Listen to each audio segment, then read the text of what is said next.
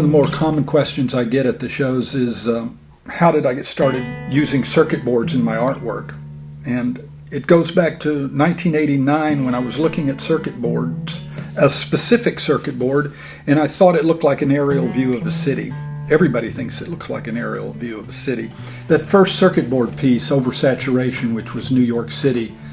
Back in those days, I was young and not getting into galleries yet.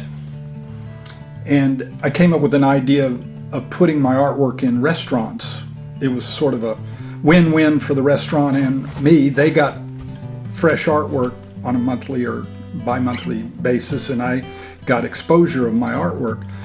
One of the first restaurants I was hanging artwork in, I had hung up 5 or 6 pieces, several different bodies of work, and that first circuit board of New York. It was the first time I displayed it.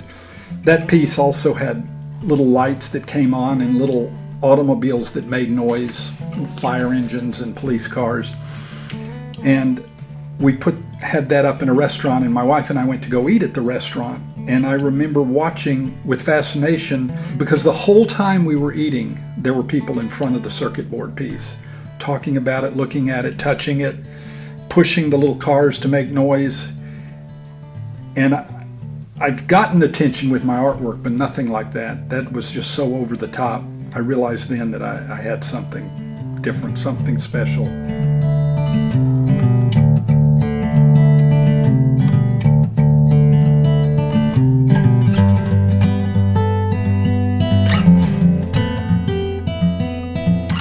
They're hard to make though, and I never really enjoyed working with circuit boards that much.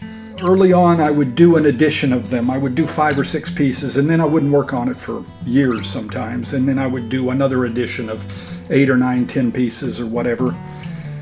They were popular and they sold well, so I felt like I needed to do some, but I didn't like doing it. They're too messy, they're too dirty. The material's dangerous to cut for the toxic fumes and the toxic dust, so we wear breather masks and protective gear. I say we, I have a helper.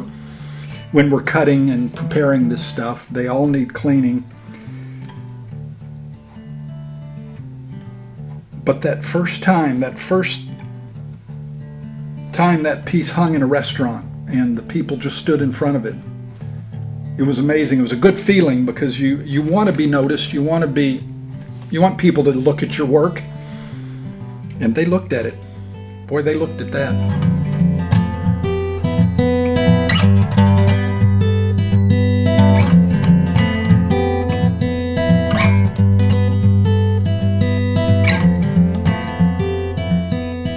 One of the problems with using circuit boards as a material is the color limitations.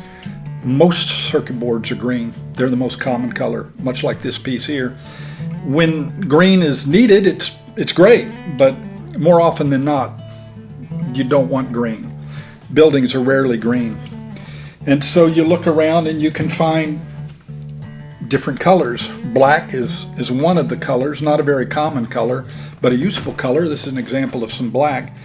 Nowadays, circuit boards are getting smaller and smaller in their components, which is actually useful to me. It makes it easier to use in the artwork. This is an example of what usually happens. This is green circuit boards that were painted in the color of whatever you happen to be using, laid on top of the natural colored green. Whenever possible, I like to use the natural color of the circuit board. An example of that is also the red, white, and blue of a flag, for instance. The red and the blue come as common colors. They're fairly easy to find. White is a much harder color to find. I often have to paint them. Even when you do find white, it's more of an off-white, not a true white. So I have to work to get those colors going.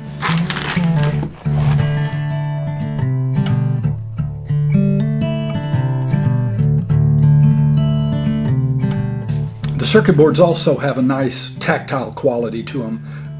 Without a doubt, almost everybody that looks at that artwork needs to touch it.